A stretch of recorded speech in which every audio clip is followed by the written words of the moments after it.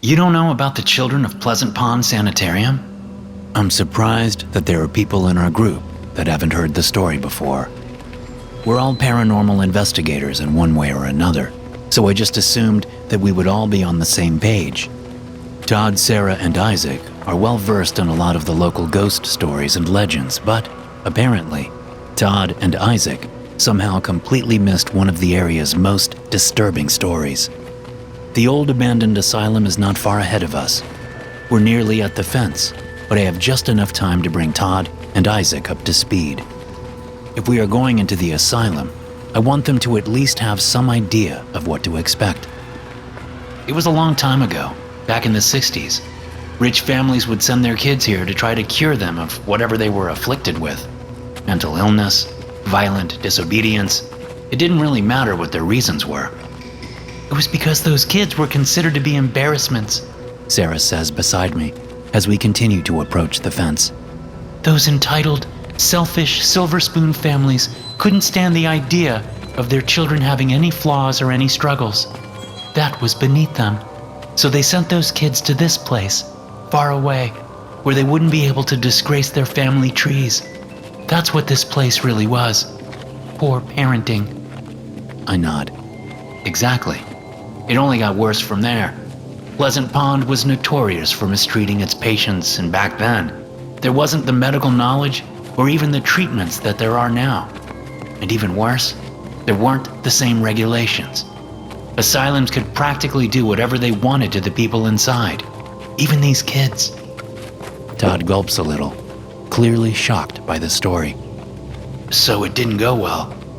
A lot of the kids that were put into Pleasant Pond by their parents never came out. Not that their families really cared.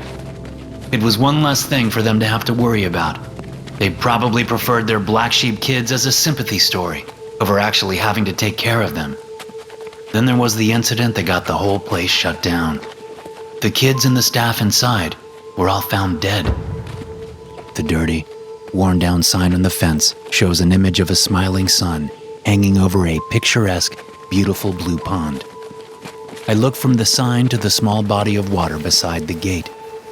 The pond on their logo looks nothing like the green, murky, algae-riddled one that now sits on the property. I hope it didn't look like that back then, Isaac says. Nothing pleasant about that at all.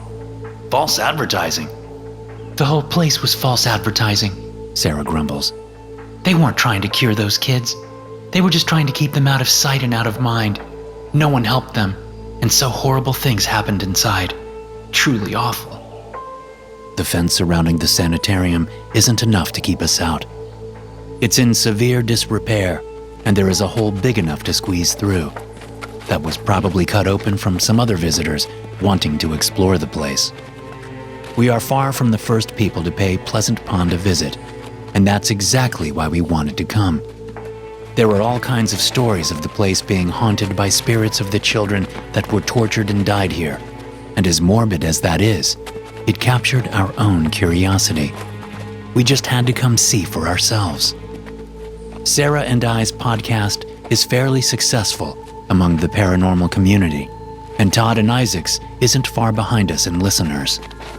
Teaming up to explore a place like Pleasant Pond Sanitarium was a perfect way to bring in new listeners. A night in a haunted children's asylum. That was how I pitched it to Todd and Isaac when I suggested that we all go together. A place that is so renowned in the community deserves a little more attention, and it actually will be good for the listeners that Todd and Isaac are more unaware of the place. It adds variety. Once we're past the fence, the building itself looms a short distance ahead. The asylum is in a state of complete disrepair, with countless broken windows, overgrown vines of ivy running along its sides, and even sections of the building broken apart completely, maybe by storm damage. It's a decrepit, abandoned shell, but that is probably better than how it used to be. A sanctuary for the mistreatment of children. A place like that, where so many horrible things happened, deserved to be put out of business, though the horrors are never entirely forgotten. We push the front door of the asylum open and make our way inside. It's just as run down on the inside as it looked on the outside, if not even worse. Well, this is charming. Todd says to try to lighten the mood. We start to set up our cameras and tripods in different corners of the space, and it's clear to me that we all have different preferences and styles when it comes to our investigation. I do my best to make sure that my camera is in a place where it can see and capture as much as possible in its frame. Todd seems to favor much more stylish angles, like he's hoping to turn their findings into a cinematic experience. How legitimate do we think this place is? Todd asks with some skepticism while he gets some of the cameras ready. I'm sure you guys have had the same experience as us when you go somewhere and get absolutely nothing. I shrug my shoulders. That's just part of the game. It's all a gamble. Isaac looks up from his laptop. What's the wildest place you have ever been where you actually saw something? It was an interesting question, since people who share our hobby all know that sometimes you have to settle for very little when chasing the paranormal. Sometimes it's just a strange sound. Sometimes it is an unexplained orb of light that the camera lens manages to catch. If you get very lucky, you might have a physical interaction of some kind, even if it's just an unexplained sudden chill. My wildest stories aren't very wild, but I give them the one that comes to mind. I guess it was an old ice cream parlor that's been closed down for decades. Isaac cranes his head. What happened? It's nothing crazy. I say to tamper expectations. One of our recording devices picked up a lot of static, and when we ran that through our mixer and cleaned it up, it sounded like a voice speaking to us. That got everyone's interests, despite my best efforts to make sure I didn't blow it out of proportion or disappoint anyone. Todd leans forward. Well, what did it say? I remember it well, vividly even. It has always stuck with me since it happened. It's the reason that I am so determined to go and investigate haunted places. Even when I find absolutely nothing in some places, I still have that one sentence crackling through the static. I still hear the distant, hoarse voice of whatever spoke to me then. All it said was, "I am cold." To my surprise, the story seems to strike a chord with the people around me.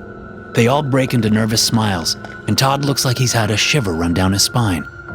That's more than I've ever experienced, Todd said, rubbing his head with some embarrassment. I've only gotten some weird camera flare sometimes. You never know when you are in old spooky places. Sometimes your imagination just creates something for you. We try to make sure that we find something real, Sarah says beside me.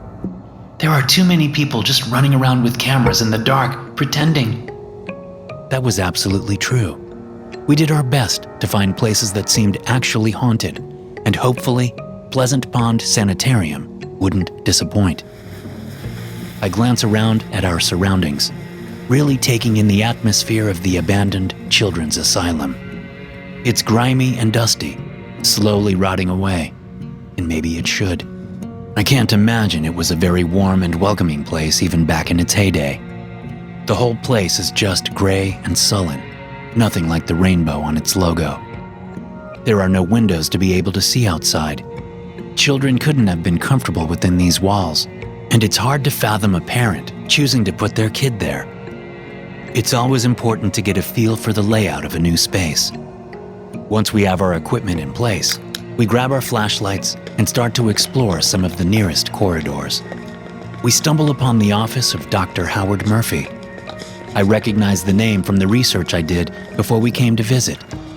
Dr. Murphy was the leading psychologist of Pleasant Pond Sanitarium back when it was still in operation. In many ways, he was responsible for so much of the poor care that those children received.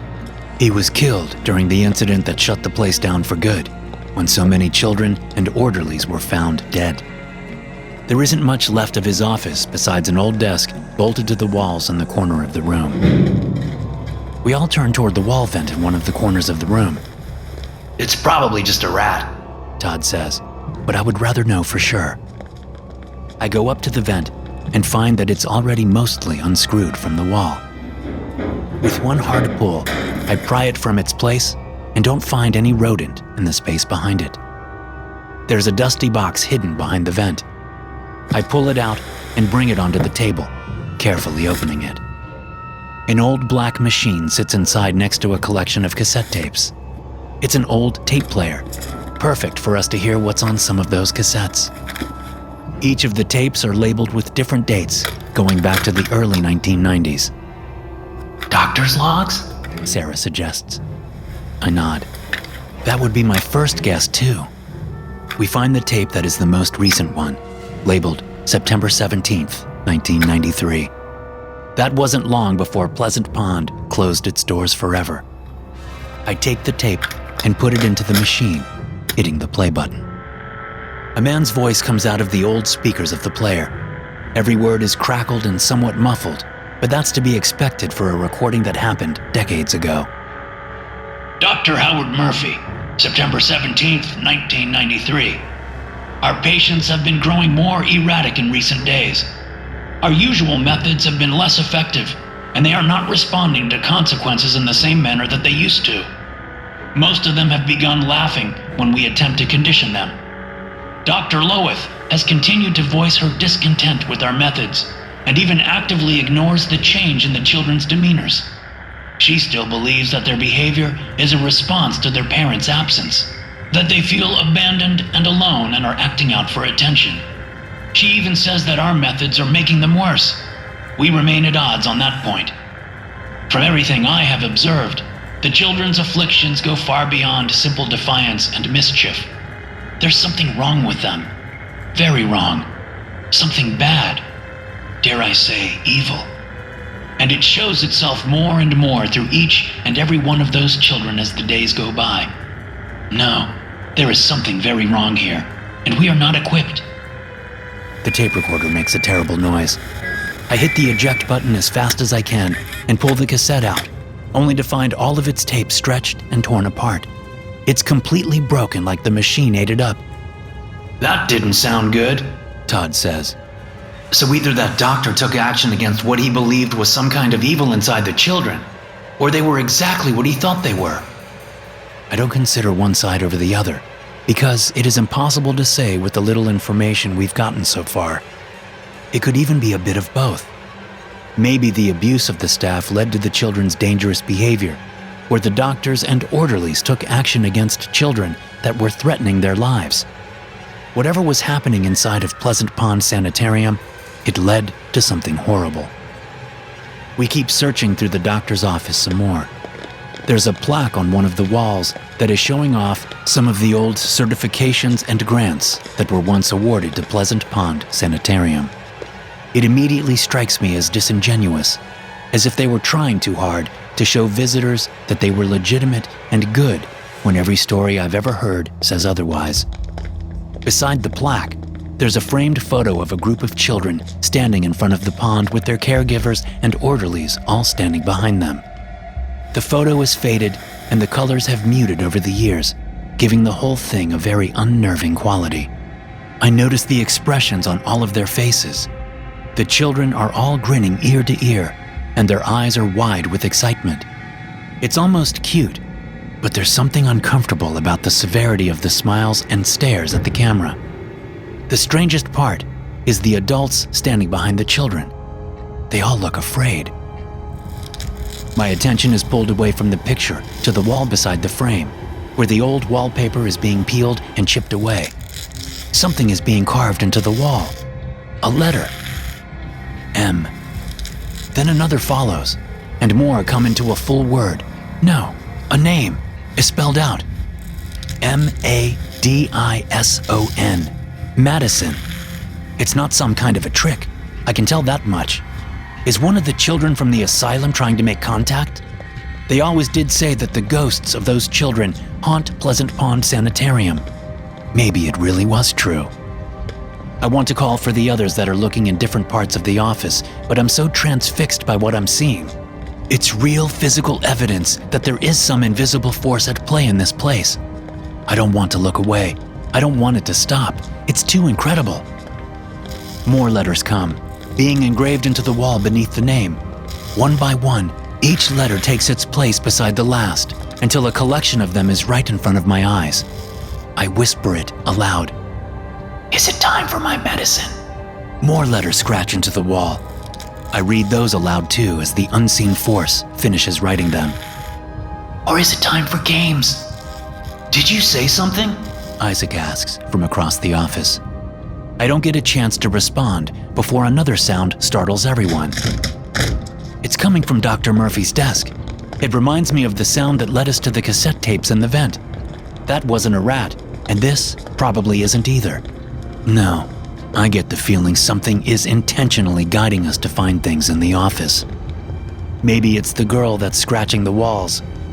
Sarah shakes open the lowest drawer in the desk and then pulls a file out of it. She places it on the counter space and opens it up so we can all get a good look inside of it. There is a small stack of papers in the file. When we start to spread out the papers, we find that it's a collection of children's drawings. They are all messily drawn with colorful crayons. I take a page from the stack and look it over closely. There's a disproportionate drawing of a little girl surrounded by other figures, all with a red cross on their chests. They are the doctors, I assume. But that's not all that's red on the page. A red crayon was dragged across the drawing, covering everything in its shade except for the little girl in the middle, who was given a big smile on her circular face. I can't help but notice that the doctors that were drawn all have X's for eyes. A name is sloppily written with a mix of upper and lowercase letters in the corner. Madison. What the hell is this? Todd asks, turning over the page in his hands so we can all see it too. It's a crude stick figure of a little boy holding something, a match maybe, and everything around him is drawn in orange, yellow, and red flames. As we pull each paper off the top of the stack, each one depicts some disturbing image that came from the minds of the children. There's a figure that looks like he's swimming, or maybe drowning, in the pond. Isaac picks up the last drawing in the folder, while the rest of us all keep staring at the ones that came before it. The page in Isaac's hand starts shaking, and I notice it's because of how much he's trembling. He's staring down at the paper with wide-eyed terror. He's trying to speak, but the words won't come to him. Isaac, Todd says, nudging him. what's wrong? It takes so much time for him to say one word. This? He slowly puts the paper down on the table. It's a drawing of 4 stick figures holding flashlights. The 4 figures stand around a rectangle with smaller, colorful squares on it. I look more closely and see that one of those squares is showing the first drawing with the little girl surrounded by red, and another little square is even showing the boy surrounded by fire. It's clear that the last drawing in the folder is showing a depiction of us. The 4 of us, the flashlights, the desk, and the drawings. There's even a torn-up cassette tape depicted near us, and cameras on tripods drawn in the corners of the room. That isn't possible. We all seem to connect the dots at the same time and realize why Isaac looked so petrified. I look over my shoulder to see if I can find any security cameras or anything that might have been allowing someone to watch us, but there's nothing there. No one should be able to see us, but somehow, at the bottom of all those drawings is an image of all of us in the present. Isaac waves the paper around. This can't be real. It is, I say, mostly to reassure myself. We're not alone here. The office is proving fruitful, but I can feel the growing anxiety from the people I'm with. I can't blame anyone for feeling it because we all are. Those kids' drawings are more disturbing than any of us bargained for. Those, along with that broken cassette tape, are making everyone uncomfortable. I need to show them Madison's message on the wall. There's something else you guys need to see. I point to the wall where I saw the scratches, but there's nothing there anymore. Although, for the briefest moment, I think I still see some of it before it fades away entirely. The only part left of it was the last few words. Time for games. Isaac raises a hand. Quiet. What is that? The noise is coming from the hallway, and we all step out of the office and stare down the long, dark corridor. Something is squeaking from deep within the darkness of the corridor. It sounds distant, maybe coming from the opposite end of the hallway, but it's coming closer. So you hear that too? Todd asks, audibly gulping. Of course we do. I say with a roll of my eyes. Maybe we're not the only people visiting the asylum, or It's exactly what we're looking for. I can't get those drawings out of my head, especially the one that looked like it was a drawing of us. Then there was the writing on the wall that I couldn't have imagined, the message from Madison. It's clear that we aren't alone in the asylum. Something's coming toward us. I brace for whatever, or whoever it is. We all flinch and back away from the sound and the shadows. We stare down the long corridor, and I shine my flashlight through the darkness. The illumination cuts through the shadows, giving us a better look at what's down there. A gurney lays on the floor, having apparently toppled over in the middle of the hall. One of the wheels beneath it is still slowly rotating. What was that? Isaac asks, stammering a little. I shake my head. Something was pushing that gurney toward us. Maybe they think we'll need it. Stop that! Sarah hisses. I'm not joking. I wave them all to follow, leading the way with my flashlight. I can sense how nervous everyone is, and I can't blame them. Beads of sweat are rolling down my face. We stand over the toppled gurney, and one of its wheels is still spinning ever so slightly until it finally comes to a complete halt. The whole corridor falls silent. For a split second, between one blink of my eye and another, a little girl lays strapped to the gurney. She stares right at us, grinning until her mouth opens and she lets out a horrible scream. She shrieks so loudly that it feels like my eardrums are going to burst. It startles us all to the point where we all scream together, scurrying away from the toppled gurney. Then she's gone, like she was never there at all. We all catch our breaths. We exchange looks to make sure that we all saw and heard the same thing. If we are losing our minds, then at least we're losing them together. I think we have seen enough, Sarah says. She steps back toward the direction that we came from. Let's get out of... Sarah is suddenly pulled into the air, levitating above the ground. A girl's voice whispers into my ear. Now we are going to play doctor. Sarah lets out a scream that's suddenly muffled, like some invisible gag has been forced into her mouth. I see tears fill her fearful gaze before she's suddenly floating down the hallway, being pushed into the darkness by an invisible force. No, it's like she's being rolled away on an unseen gurney. I shout after her. She's my partner in all of this. We've always gone to haunted places as a team and always make it out together. Sarah! Sarah! Sarah! It's too late. I start to run to follow, but Isaac catches my arm. Something is obviously wrong here. We can't stay here. I try to slip out of his grasp. We can't just leave her. Todd helps Isaac hold me back and tries to convince me too. Do you really think she would want you to die trying to go after her?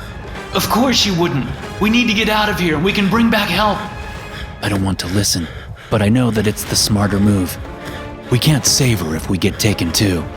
We'll all be able to help her much more if we can escape. I stop struggling, and I can see the relief on Todd and Isaac's faces. They're just relieved that we're going to get out of there. We hurry back toward the door we came in from, all too terrified to look back down the hallway. We reach the door that we entered through, and Todd hurls himself at the door only for it not to budge. That's not right. It's unlocked, so we should be able to push right through. Todd tries again, but the door doesn't budge. They don't want us to leave. Who? Todd asks nervously. The kids! I turn toward the hall, toward an office space with a sign labeled Dr. Loweth beside it. It's what I find in the doorway of that abandoned office that makes me freeze. There's half a face peeking around the doorframe. It looks like a little blonde boy.